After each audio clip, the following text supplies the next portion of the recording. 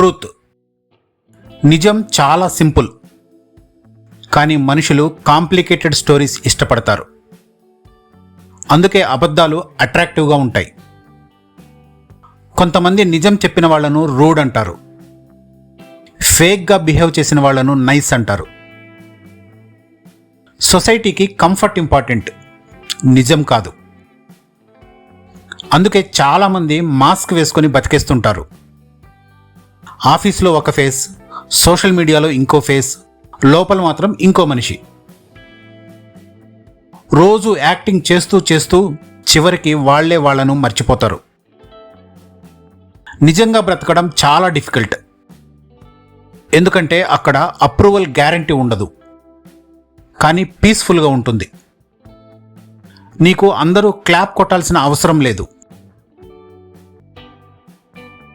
రాత్రి అద్దంలో చూసుకున్నప్పుడు నీకు నువ్వు ఫేక్గా అనిపించకపోతే చాలు.